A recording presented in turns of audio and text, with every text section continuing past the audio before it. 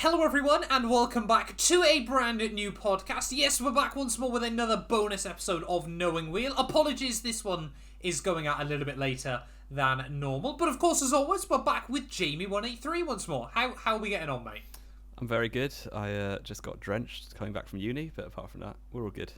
Yeah, some of us are sophisticated, and if it's raining, we drive a car home from wherever try and we've find had to go. parking on Oxford Road, and it'll come back to me.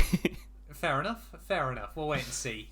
But yeah, obviously, we apologise. It's a little bit late because of Jamie. He was busy with other things yesterday until 10:30 at night, and I'm not staying up till then to talk about Formula 1 cars. But we are back, though, once more for the Williams livery reveal and sort of talking about their 2022 Challenger.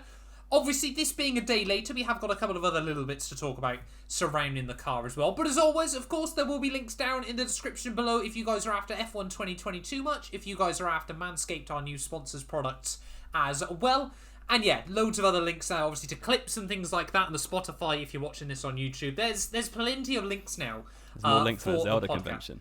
There more links than a Zelda convention. Yeah. That is arguably the nerdiest thing you've ever said on this. But fair play to you. That was a better comparison than I ever would have made. Exactly.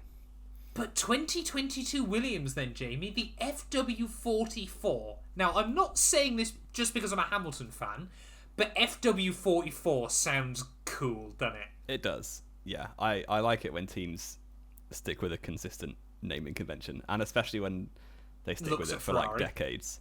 Because I like obviously the Red Bull and Mercedes chassis that in the current form haven't been around that long in terms of the whole of F1 history. So you got W12 this year, I want to say. W13 and the RB18. So that's cool, but the Sauber C45, wherever it is, and the Williams FW44 is class.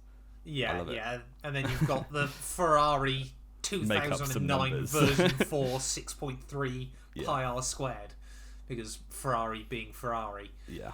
But yeah, Williams though, an interesting livery reveal, wasn't it? Or car reveal even, we should say, because it did do some laps around Silverstone. I, even looking at the pictures now, Jamie, still cannot tell whether I like the look of this thing or not. I just think it's very basic. It's just like, I don't know, there's not much to it. It's not terrible. I'm not a huge fan, but it looks alright. It's like, I don't mind it. See, I'm looking on their Twitter here, and the pictures of it out on track in the rain, it looks peng. It does look quite nice out on track, yeah. The dark blue really works. Then I look at, Williams again though, they did this last year. I absolutely just went on to them about how bad the livery looked last year in the renders, and then they put it on the track and it looked insane. It was probably my second favourite car last year behind the Alpine.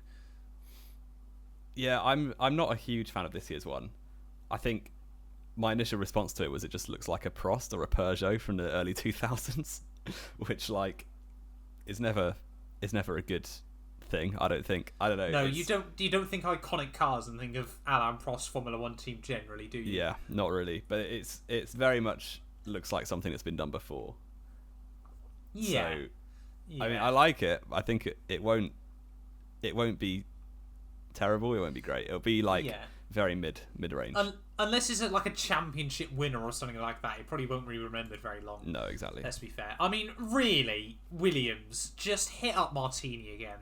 2014 to 2016, they had some, obviously, if you exclude the nose on the 2014 car, they were some absolutes. I'm a bit of a nostalgia for the Martini logos on basically any race car. You know, you look back at them on the old Porsche 962s and things like that. They were stunning. And Williams really did pull that off as well. It was a beautiful looking car. But since, Martini left, they've had a couple of gems. None of them have been awful, have they? But none of them have been particularly great either. I think the initial 2021 was terrible, but they didn't actually run with it. No, that's true, wasn't it? We all forgot about the car. Yeah, I don't know. They're a team that have bigger problems than making their livery look amazing. So, yeah, I think it'll be. I'm just very indifferent towards it. It's not great. It's not terrible. No, exactly. And obviously, towards the end of the podcast today, then we'll get on and rank the livery out of 10. But having a look around the car, though, Jamie. Obviously, again, the renders weren't particularly great in sort of giving us much insight. Of course, we got the news that Duracell was sponsoring the team, which we mentioned a couple of days ago. Looking at the car, though, intakes are looking rather big on the side pods. I'm trying to look for pictures. Just keep on talking. If you go on their Twitter, their pinned tweet, Jamie, right at the very top. I was on F1.com actually, so. Oh, Jamie, can we use different sites for our F1 news? Apparently. Yeah. But yeah, I've got it up now. There we go. Yeah, they're not square. Like no, the renders, they are not square. obviously. Your shape skills are coming on well. Well, I'm saying because all the other ones seem to, especially on the FIA car, they were very square. Yes, yeah. So it's a weird one because obviously the render isn't the real car, but it's definitely not the FIA car either. No, it's sort of some weird. I mean, all of them technically are weird hybrids now, aren't they? I mean, this is the problem. We don't sort of know what cars people are. This is why we talk a lot about the livery. Is because we don't really know what car everyone's showing up with still. We also don't have a clue what we're talking about, really. So that doesn't help either, but we try.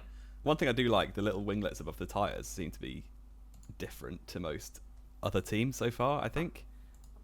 Do they? In what way? They seem to have a bit of a spoke down the middle, I suppose. Oh, I just haven't noticed them on other cars. Yeah, I was going to say, they look exactly the same apart Fair. from that. Maybe I'm just really ignorant. Have you never... We've done reaction to every F1 car so far, and you've never spotted the huge wheel covers. Not really, no.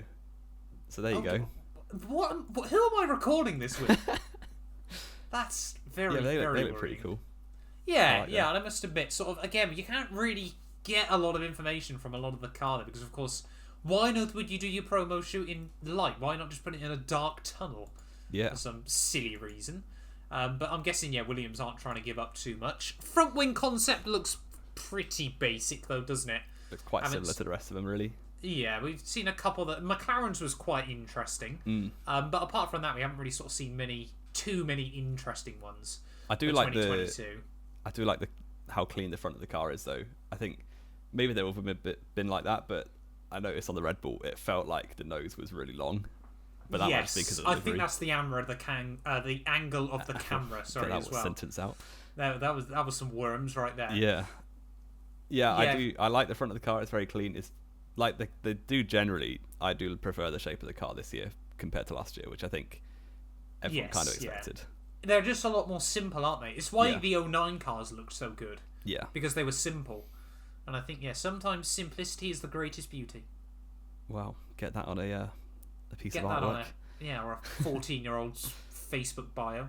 Yeah. That's definitely the cringiest thing I've ever said on this podcast. Very close to Jamie's Pokemon reference.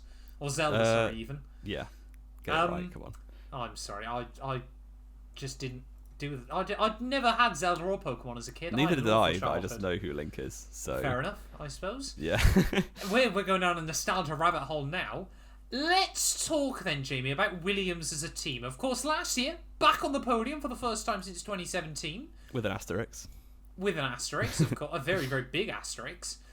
But it was a year of rebuilding, which, if you looked at Williams for the few years before that, none of us would have ever predicted. But last year wasn't actually that bad for them. It could have gone a whole lot worse. No, it wasn't. It wasn't bad at all. I think their car wasn't massively better than the 2020 car, which was definitely capable of scoring points on a few occasions anyway. But the luck sort of, or the fortune, or just being in the right place at the right time on certain races all seemed to fall into place last year, whereas the year before it just didn't at all. And it felt a bit like last year, didn't it, that Williams kind of understood the car a lot more. Yeah. They could get more out of it week in, week out, and I think that was important. And that comes with experience as well. Obviously, both drivers they had last year were pretty inexperienced still. Yes, yeah, well, obviously, Latifi was a rookie. Russell only had one season under his belt, but obviously, last season just gone. Obviously, they'd both had a year in sport already, which was important. Yeah, so it'll be interesting, definitely. I think Albon will definitely help them in that sense because he's done so much work with Red Bull. And while he hasn't had the actual on-track experience, he's done so much simulator work with a really high-level team that he should be okay at setting the car up quite well. And Latifi's obviously going to his third year as well, so that will help. Yes, important though as well, of course, because Albon and that Red Bull will be such a different car to the Williams, though. Yeah, definitely, but Albon will have absolutely learned a lot about setups in general. You'd hope so, wouldn't you, really? Yeah. Yeah, and I think that's going to be key this year because, of course, there is still that big doubt, isn't it, for a lot of us, that how much was George Russell sort of the linchpin in that whole operation? because he is like, I think we could all agree, at least a special driver. Like he's very different gravy material. Yeah. So when you take away Russell, would they have been that good last year at all? I don't really know. Yeah, exactly. Because I think we can't really argue Russell to Albon is a downgrade, isn't it? Yeah. I don't think anyone can sense. I mean, we're knowing Wheel. Look back at F2. And Russell was it's younger everything in you F2. need to know. Was he younger? Yeah, Russell's younger than Albon, I'm pretty sure. I didn't think there was much in it, but I didn't think he was younger. Alex Albon. Oh no, yeah, Albon's 25. Yeah, Russell's 24. And Lando's 22. Yeah. Yeah. Russell turned 22 yesterday. Williams revealed their car for him. Yeah. Yeah, but I mean, Albon and Latifi, of course, they've worked together before. Dam's back in 2018. Very similar livery. 2018. 2018, sorry, wasn't it? And they, am I right in saying, did win the constructors? Yes, they did. Because Russell's ART teammate was useless, I think. And ART can only ever do one car anyway. Yeah. Who was that, actually, Russell's teammate? Carlin won. Carlin won, and then it was ART in second and Dams in P3. Wow. So clearly you don't know Wheel. Apparently, Did Russell only win? No, he didn't. I'm looking at the wrong team. How many Russell won? Like 6 races, 7 races. We're getting so off topic. We're talking about 2018 F2, but they have worked together before. I'm sure they've got. It was the Freaks. I'm pretty sure. ART. No, it was Jack Aitken. Oh well, yeah, that explains why it was. Says everything. Yeah. Yeah, that's a good segue. He's still Williams' reserve driver, I think. Yes, yeah, we'll try and bring it back to wrap where we that should around. be. We brought it back. Fair play to you, Jamie. But yeah, Latifi and Albon though is not the most inspiring lineup in the world, is it? If you were to rank them, we did rank them, and it was fairly near the bottom. Yes, yeah. So, not too sure how it will go for them. I don't expect loads from them, but if the car's decent, they're not terrible drivers. They're going to be able to get a decent amount out of the car. Yeah, generally. I mean, Albon could on his day be a fairly good wheel-to-wheel racer. We won't talk about the last time Latifi tried to race wheel-to-wheel with someone in F1. But yeah, I think it really does depend, isn't it? What we need to see, I think, from Williams is a good car this year that then you get someone like a Gasly takes the gamble and goes to Williams and helps him continue progressing, isn't it? Or like a Perez, potentially. Or the Perez, of course, the other big one. But yeah, Williams, of course, there was sort of obviously been rumours, haven't there, over the last couple of years, maybe they could be going to Renault Power, or Renault Power still technically, isn't it? Yeah. And all this, that and the other. But I think they'd be silly to sort of lose the Mercedes support they've got at the moment. Mercedes, of course, don't see them as a threat, but it would be... They're using a lot of Mercedes parts now, which they absolutely needed to. Doralton seem to know what they're doing with the team. Yeah, and obviously they're kind of guaranteed any very good Mercedes young driver, which benefited them with Russell. So yes, that's the other big one, isn't it? But then again, Mercedes, I mean, who have they got now? Is it Fred Vesti? Fred Vesti's decent. He's in F2 this year. The next really good one's Antonelli, who's very young, but dominated in F4 UAE, didn't he? Earlier on this year, but yeah, we'll have to wait and see for them, because I mean, Fred Vesti could theoretically have a very good F2 campaign. I don't think either of us are backing him for it, but he could theoretically do really well there, and obviously get the drive with Williams and have a couple of years to sort of learn his craft. But we'll have to wait and see about that. Neither of us are sort of getting the vibes he could be the next George Russell. Not really, no. But yeah, Williams, though, again, a team hopefully are going to... There's always that worry, isn't there, still, that they're not going to be on the up for very long. They sort of need those big-name signings and, sort of try and get them back to where... I think, we'd want to see them, wouldn't it? You want Williams fighting. You want them to be respectable and decent. Yes. Yeah, because it is always weird. I mean, even for us, we don't remember a time Williams was dominant in F1. No, we never even had that. I mean, you tell people they're still the third most successful team on the grid, or fourth now, tied with Mercedes. It's really worrying. Yeah, people just aren't aware. Like, no. I saw a thing on, I think it was Reddit this week or Twitter maybe, when like people are just confused as to why the Williams family is no longer involved, but they're keeping the name. And it's like, they don't even realise that they have heritage and they have history. No, exactly. And I mean, let's be fair. Claire was a disaster there. She wasn't capable to do the job, unfortunately.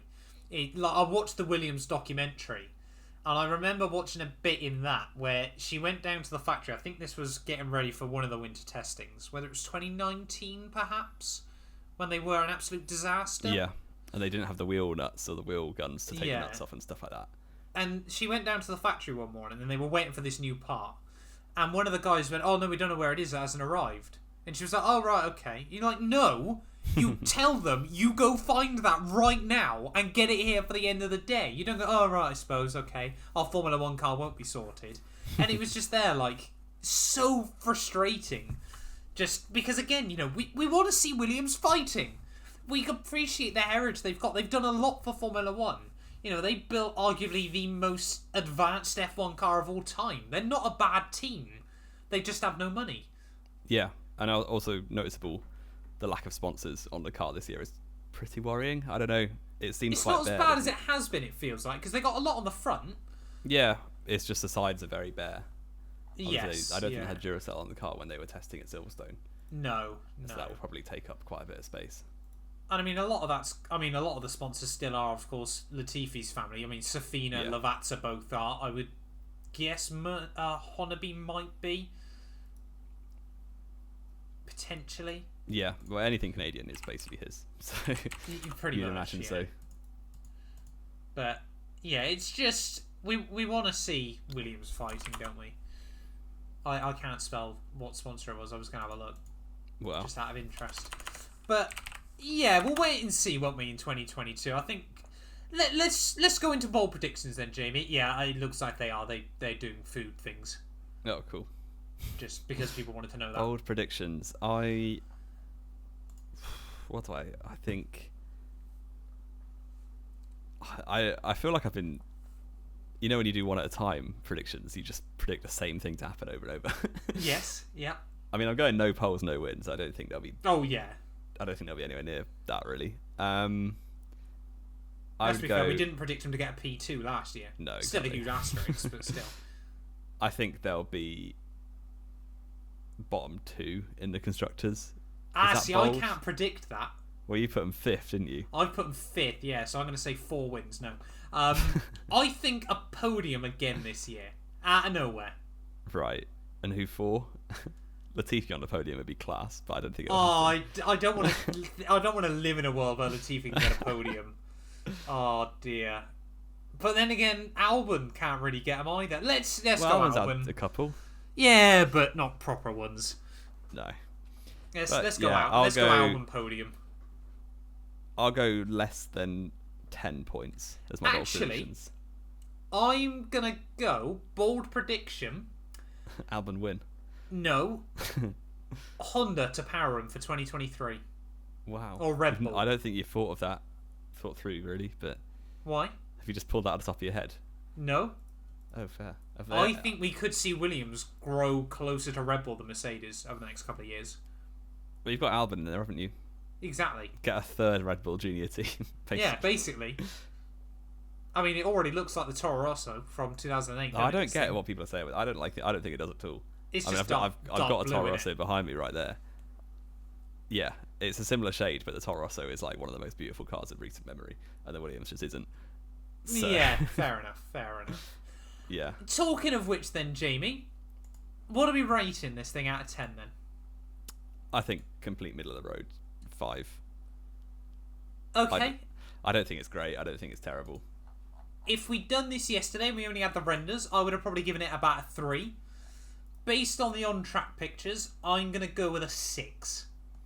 Fair. Not a stunner, but no, it's just very meh, isn't it? It's just indifferent, basically. A bit like Williams at the moment, isn't it? Yeah. It's kind of just there. A bit like their lineup, a bit like their management. It's like, yeah. Whatever, I mean, Dorton have done alright with them so far. they've done alright, to be fair. I like Jos Capito as well, mainly because of his Spa interview last year. Yeah. He was like, "This was never part of the plan. We don't know what we're doing." It was just incredible, bless him. He was just so happy. But yeah, we don't really know sort of what else to add about Williams, do we? It's just I don't think we're going to see an explosive season from them. They're not going to wildly shoot up towards the front, but if they score more points than last year, I guess we can call that a dub at the end of the day. Anything else to add though, Jamie, before we round this one out then, my good sir? I don't think so. We've got what Ferrari will be tomorrow as you're watching this. Ferrari will be tomorrow when you're watching this. Mercedes will then be the day after that. We've got plenty of F1 action. Of course, personal plug from me. My team season finale went up yesterday as well over on the YouTube, so go check that one out as well. Myself versus Max Verstappen in the title fight. But thank you all so much once again for watching. If you have enjoyed, do make sure you leave a like, get yourself followed, get yourself subscribed, and yeah, we'll be back tomorrow reacting to the Ferrari, which we might have seen already. We don't know yet. Yeah. We'll see you guys there.